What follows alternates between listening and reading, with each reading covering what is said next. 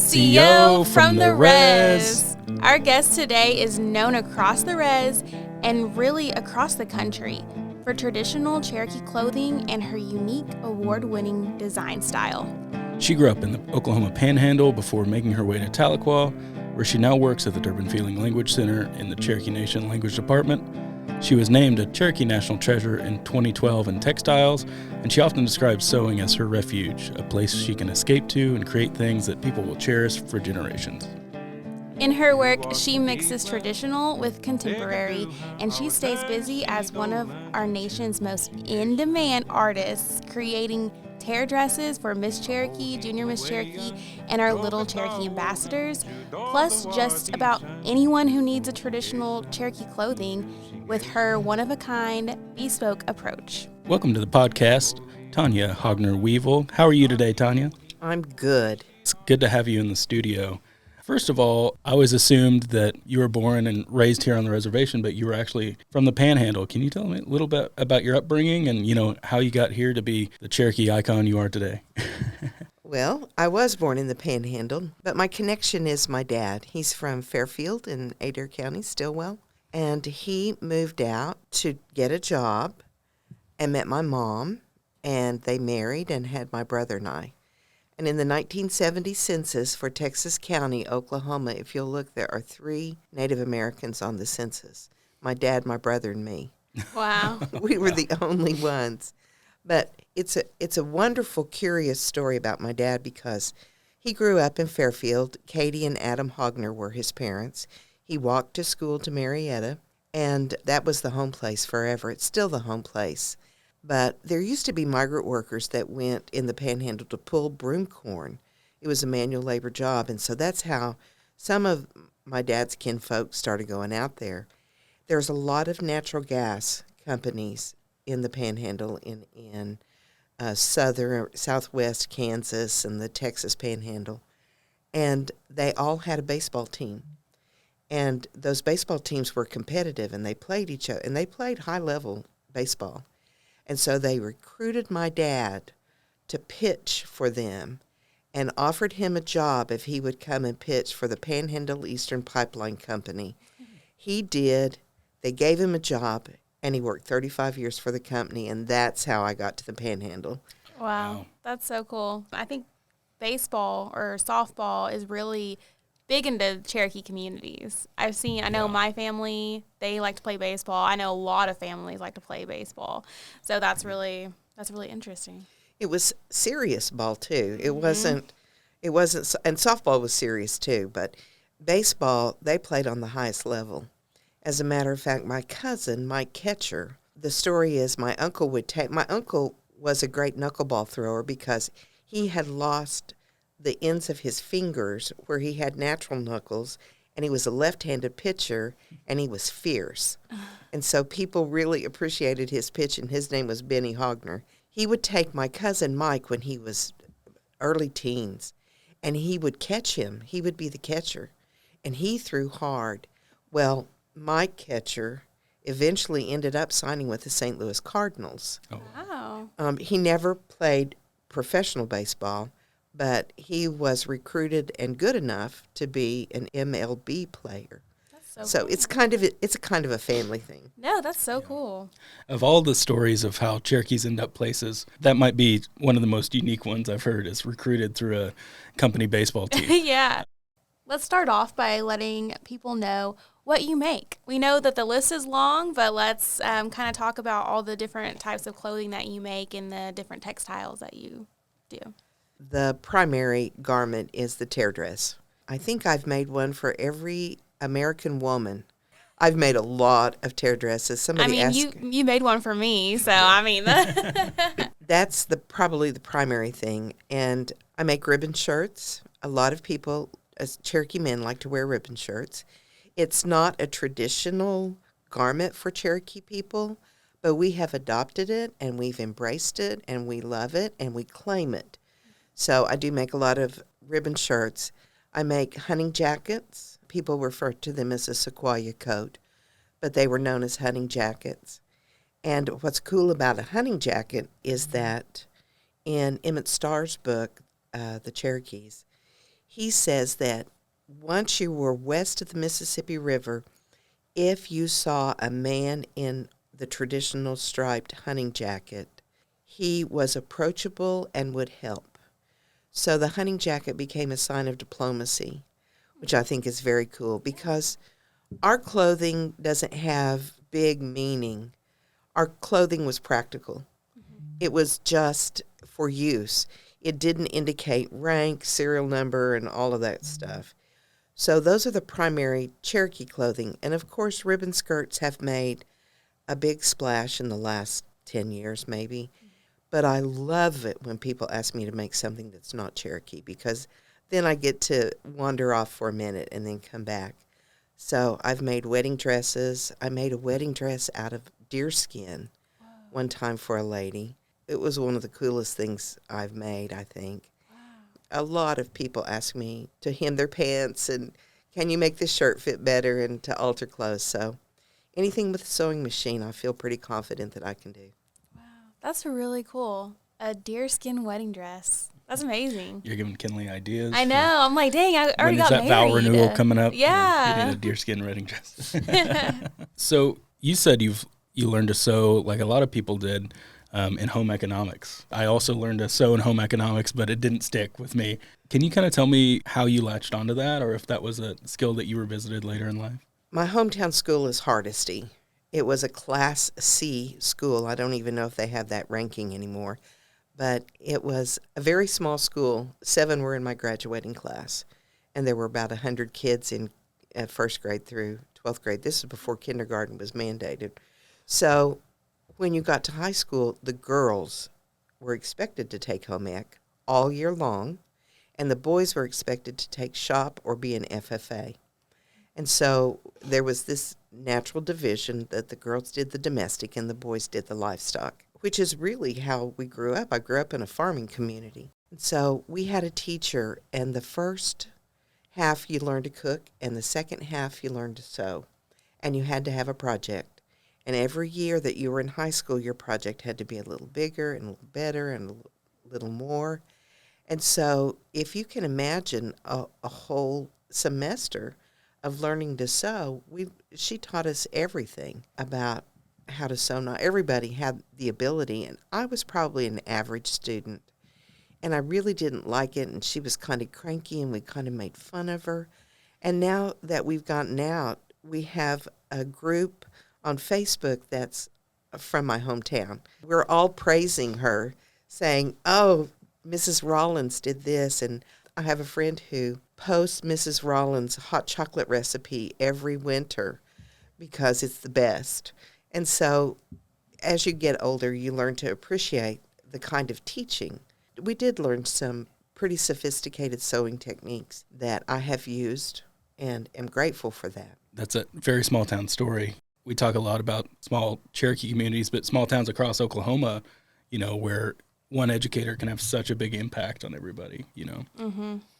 And your mother also had an impact on your love for sewing and being creative. What was she like? Oh, my mom was sweet. She was the best. She was the best. She was very supportive. She enjoyed the arts, and I enjoyed the arts. So she was an Avon representative. And she would often trade Avon products for me to take piano lessons, voice lessons, baton lessons, dance lessons. And the money she earned, she spent on me. And I think she lived through me just a little bit because she enjoyed those things too. But I had a real love for the theater, for dance, and she was very practical. Now, she and my sister and my grandmother and most women knew how to embroider, how to crochet, how to knit, how to do those things. So she taught me how to embroider. And I was just embroidering something the other day and thinking about her because I know how to make a French knot, I know how to do a running stitch, and she's the one who taught me those things. So she was supportive, and anything that interested me, I was a real arts and crafts kind of girl. She would support that, and I always appreciated that she let me do those kinds of things. That's awesome. I was going to ask, because I don't think a lot of people know how to do those things anymore, like embroidery or anything. Are you teaching anyone? Are you is anybody coming to you asking for your advice or your help? If I didn't work full-time and so full-time, I might entertain that. I'm very open to teaching anybody that wants to know. I think that's a founding principle of being a national treasure, is that you share your knowledge. And as a Cherokee woman, we should all share what we know. Nothing is our own. It belongs to everyone. I'm always happy to teach. I haven't asked anybody, but I thought about teaching, and I got to this year. I'm exposed to the immersion school. And because I'm not a speaker, which I am regretful to say so, but I get to work with the kids on occasion. Last spring, we taught the 7th graders to sew and they made their own vest and they made their own skirts. And it was wonderful. The first lesson, I just taught them how to use a sewing machine. Not everybody can use a sewing machine, how to thread it, how the bobbin works, how to clean it, how the needle works. And those kids really took to it. So I have thought about teaching just a basic sewing class because people don't get that. And I've had adults say, I'll take that class. Yeah. No, I will too. No, seriously. Because I did 4-H and we learned how to kind of sew, and I was not great at it. But I think now as I'm older, I think I might have a more interest in it because if I need to hem my pants or something, I don't even know how to do that. Yes, I understand. I know a lot of people probably have a sewing machine somewhere in their house, back in the closet or under the bed or something. Mm-hmm. And when I get the opportunity, I encourage people. And I ask those 7th graders, I say, especially the boys picked it up quick. And the girls too, but the boys were not afraid to use the machine. And they understood the task, and they were good at it. And I said, do you think you'll ever use a sewing machine again? And they very slowly nodded yes. Yeah, maybe. My grandma has one. I said, well, go to your granny's this summer, and she'll probably help you. Yeah. So I encourage that because it is becoming a lost art.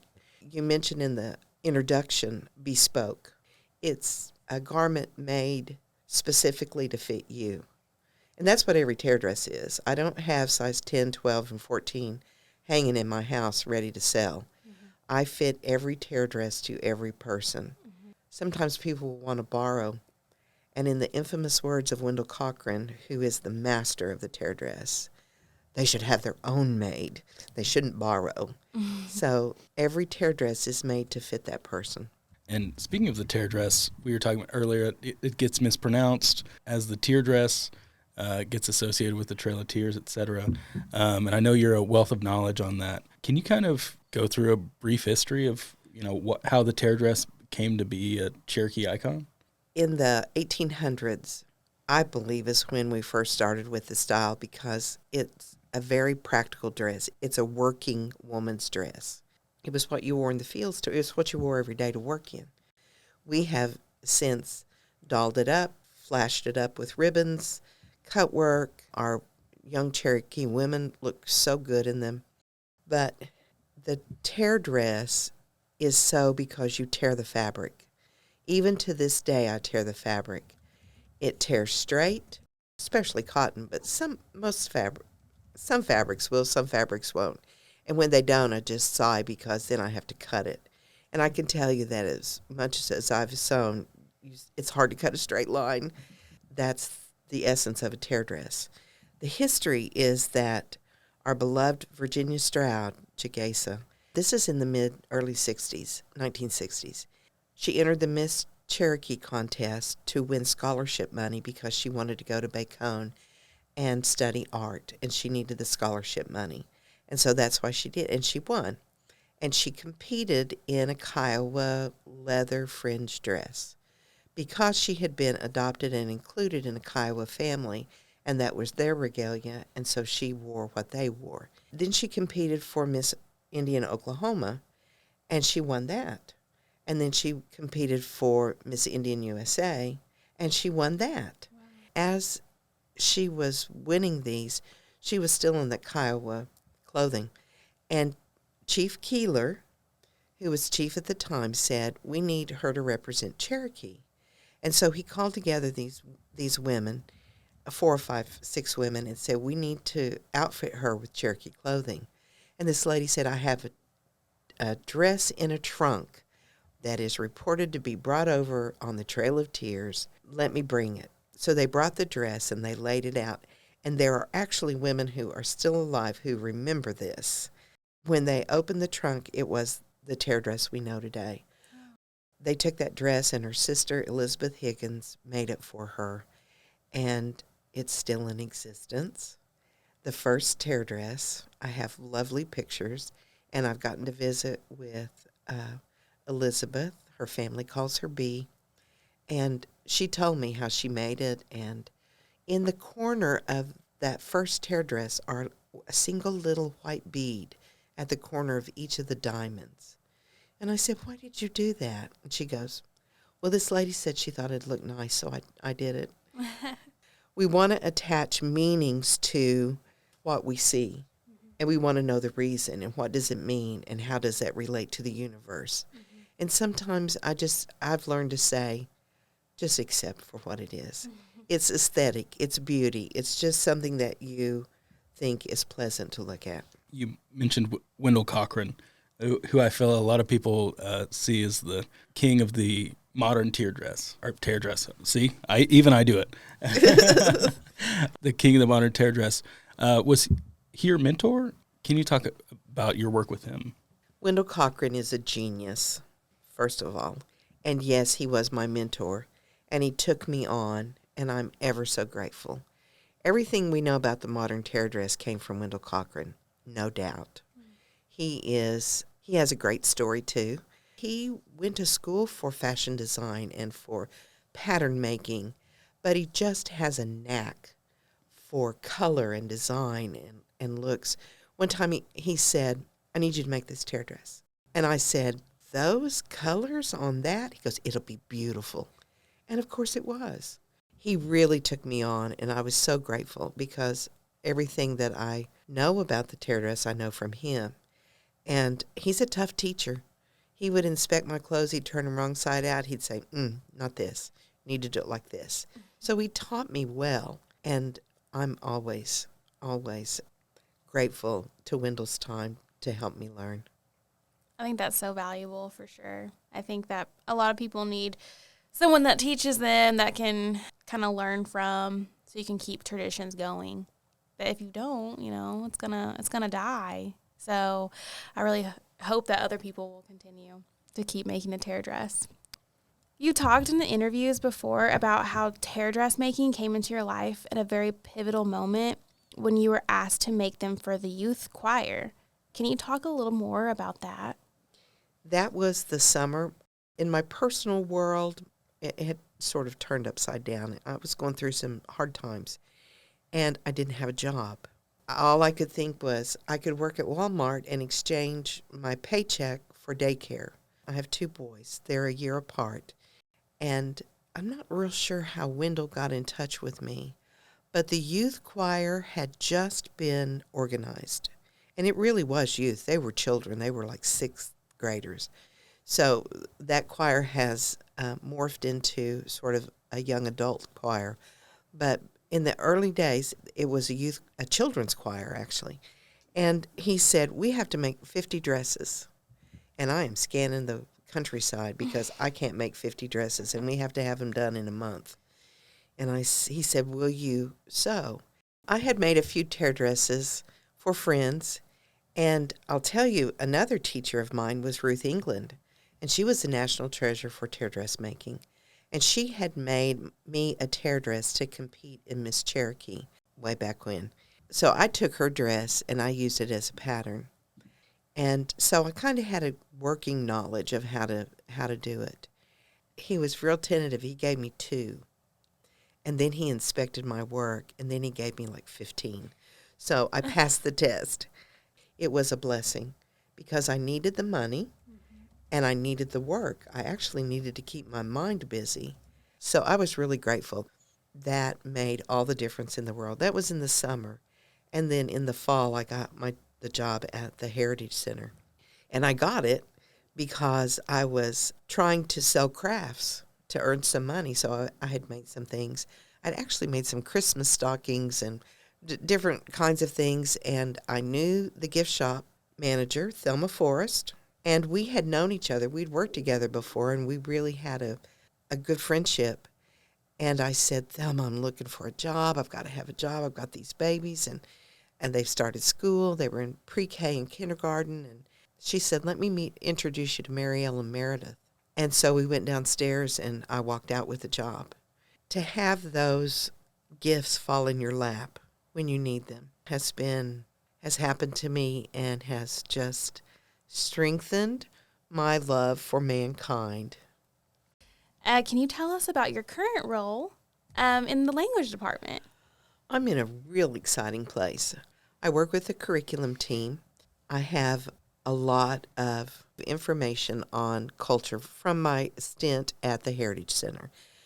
What they're planning to do is to integrate the culture into the curriculum for the students. And I think it's terrific when you can study the science of basket making and the science of the honeysuckle vine and the science of how a bow projects an arrow.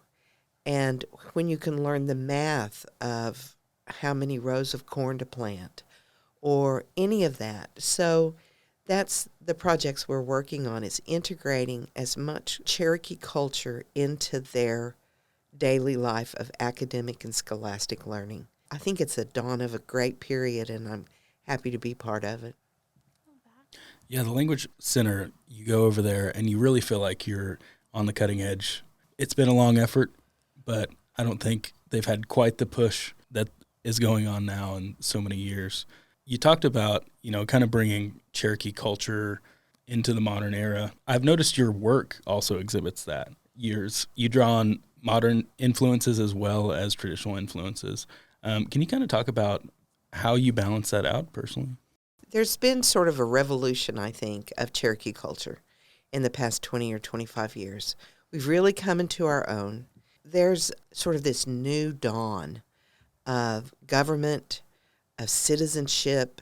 I mean, the tribe has just grown by leaps and bounds. But there was a time when the Cherokee government was very quiet. Now, we're global. Mm-hmm. We really are. When you look at life like that, I think that art has come that way too. At one time, there was a time when anything Native American was good for all Native Americans. But now we're sectioned into our own tribal people. When we look at mound art, the spiral mounds, Cahokia, it's sort of a mixture, and we all sort of claim that. But now we're specific to Cherokee. When we do that, we are identifying ourselves through icons in art and visual graphics. And I think that's terrific. When I first started, we didn't have access to those. You couldn't get a sticker that had a water design on it.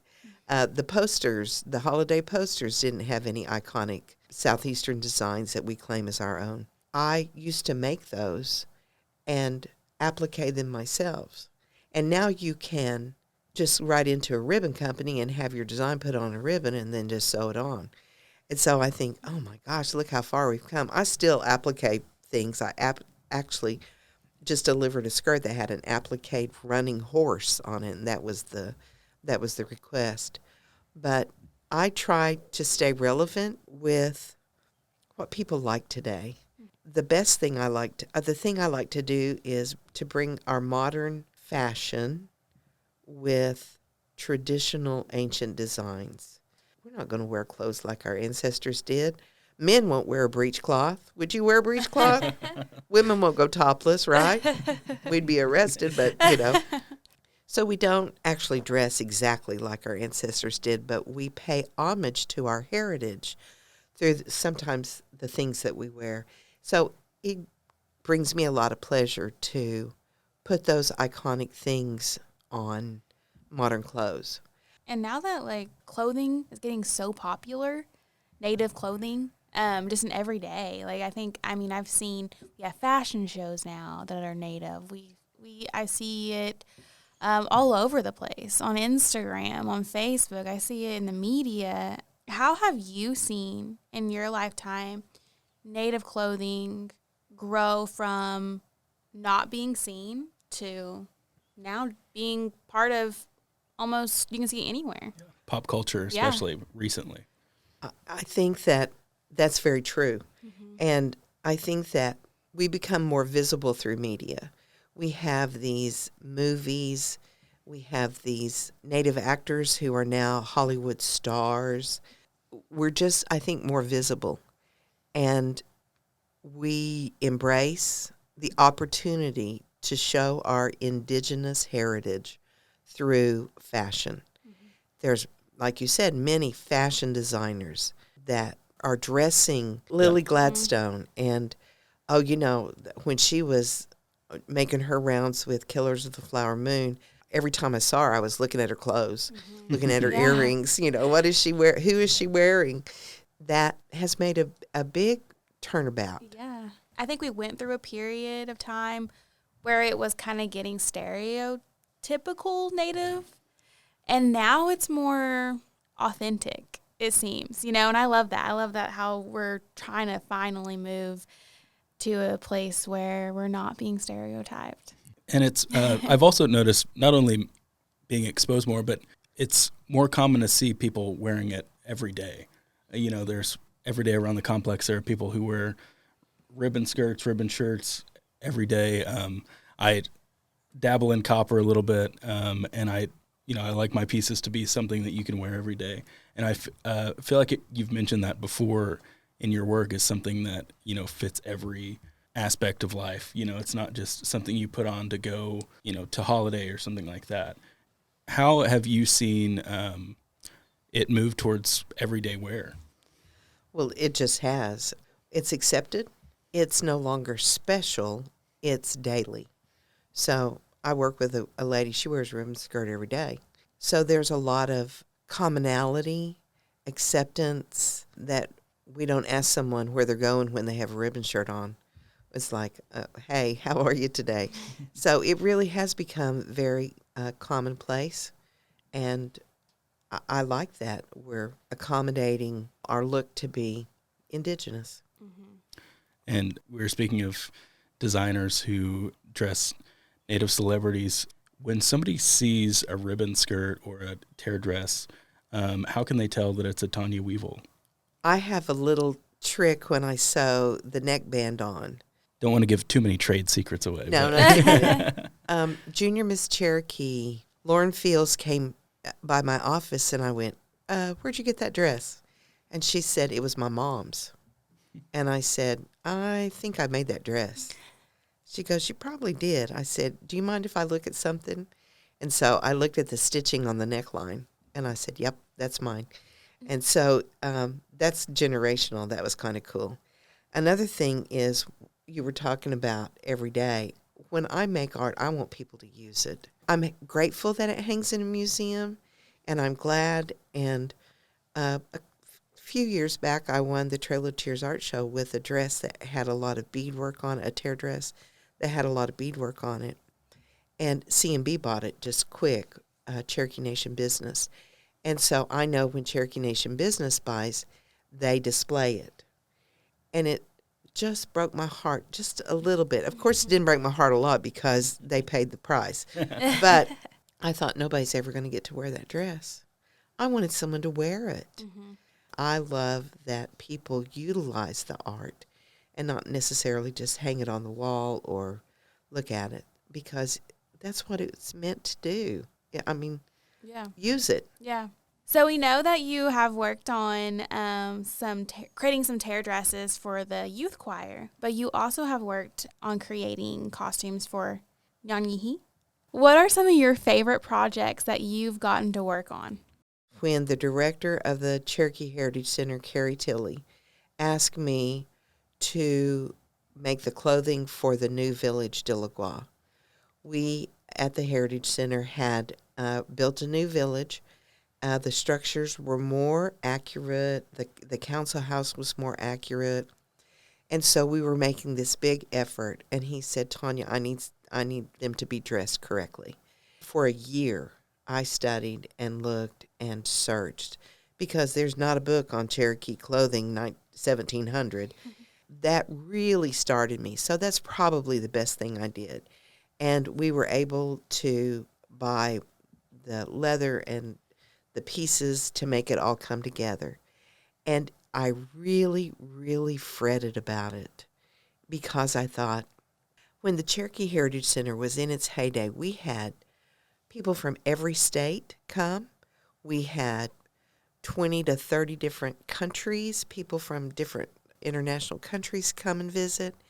And so I knew that people may long forget what they learned, but they would long remember what they saw. And they would have a photograph to remind them. And I thought, this is a big, big responsibility. I've got to do it right. And so I looked and looked and worked and tried to do my best. And then I had to accommodate because in the 1700s, our women didn't wear tops. Nobody wore a shirt. The shirt was foreign. Everything we had, we wrapped. We wrapped blankets. We wrapped skins. We wrapped skirts around us. We wrapped breechcloths on. I had to then accommodate modesty for women. And that was hard, too, because I thought, it's not truly Cherokee. I wanted to ensure that everything was truly Cherokee. And when people come, I want them to see Cherokee so that at least people get the visual of what Cherokee people look like. I love that because we were just talking about stereotypes and how it used, a lot of things were stereotyped back in the day. And I'm sure, even in, the 70s around here, I'm sure, because we are a destination, people want to see Cherokee people. They want to see Cherokee culture. We might have been a little stereotypical, but I love that you are sticking to your guns and you're like, hey, it's got to be Cherokee. Yeah. Authentically, all the way. Yeah, and I feel like that shows the iconography of your creations. I feel like if you Google Cherokee Nation, Tahlequah, the village pops up. That's one of the first things. Yeah. So I don't know if you knew that at the time, but, just the breadth with the internet of people Google a Cherokee traditional clothing and your work pops up, probably the first thing. So I think that really speaks to your work and your research that you've done. So I want to ask, so you're obviously known for all over about for your textiles, but what is something about Tonia Weavel that people might not know or would be surprised to know? I don't think this is a surprise, but the love of baseball was passed to me. I enjoy baseball, but I'll be truthful. I only watch the pennant race and the World Series. And I'm a huge college baseball fan. And I went to college at Oklahoma State. And the baseball team, when I was there, made it to the World Series, which is in Omaha. And so my girlfriend and I went to Omaha on $100. And I called my mom and dad and I said, we're going to Omaha to watch the team play. We'll be back when they lose. And they kept winning and winning and winning. And they were in the finals. They lost in the finals. But I really like college baseball and I really like college wrestling. Wow. My boys were wrestlers in high school. And it was a sport I had never known. It took me about 3 years to learn the rules. So those are two things I think that I don't know if they'd surprise people or not. But since you went to OSU, you were a wrestling fan and a baseball fan. Did you live in the Bennett dormitory? I didn't. Oh, okay. I lived in a sorority house. Oh, okay. Well, but yeah, I spent some time in Bennett, and it's right between the Wrestling Hall of Fame and the baseball field that you would hear, 5 o'clock in the morning, they'd start practice up and start blaring their music. So both of those are such a huge culture in Stillwater. I have to tell you that, I was in college. We didn't have wrestling at my school. We had basketball and sort of a baseball team, but basketball was king. And I played 6-on-6. I was a guard and a forward. I had never been to wrestling. But my friend, her brothers wrestled. She was from Newkirk. And she said, we're going to Bedlam. We're going to go to the Bedlam match, OU, OSU, wrestling Bedlam. I said, okay. I did not know that Bedlam meant Bedlam. And it was at a time when OSU and OU were bitter, bitter rivals. I remember reading in the college newspaper that the OU coach physically got nauseous when he drove into the Stillwater city limits. I mean, it was fierce. And so we stood in line for a couple of hours to get into the Gallagher-Iba. And when we got in, there were turnstiles you had to go through. And she said to me, I'm going, you find me. And so when we got in there, she was center mat, front row. And I sat beside her, and she wrestled me the whole time. She gouged and poked and squeezed my knee, and I didn't even know what was going on. But I'm proud to say that was my first wrestling attendance. All kinds of icons in that building. You and all the OSU wrestlers. Right. I love that. Yeah. Okay, Tonia. So years from now, when people are talking about Tonia Weavel, what do you hope your legacy is, and how do you hope you're remembered? That it was truly Cherokee. Mic drop. I love that. Perfect. That's amazing. Well, you're a Cherokee through and through, obviously. You know, you're a keeper of the knowledge of Cherokee fashion through centuries and centuries. So we're so grateful we could have you on today. You do a lot of important work, both on a sewing machine and in a classroom. So we're grateful to have you, and it's been an honor. Thank you for coming on. Well, Thank you. Siyo from the Res was recorded at the W.W. Keeler Tribal Complex in Tahlequah on the Cherokee Nation Reservation. This episode was hosted by Kenley Keys and Colton Brandstetter. Our producer is Brian Dugan. Our podcast art was designed by Justine Eden. This episode was edited by Samantha Robinson. Soundtrack by Chuge Mackey. If you're enjoying the show, please subscribe and leave a review. It'll help more people find us, and please share this episode with your family and friends, especially some of our elders who may not be on social media or listen to podcasts. And don't forget to follow Cherokee Nation on social media for podcast updates and behind-the-scenes content. We want to hear from you. Do you know any Cherokee Nation citizens that have an interesting story? Email us at podcast@cherokee.org. Until next time, stay connected, watch out for each other, and see yo from the res. 做个到我知道的话，地上记住，记给上，记住，记给上。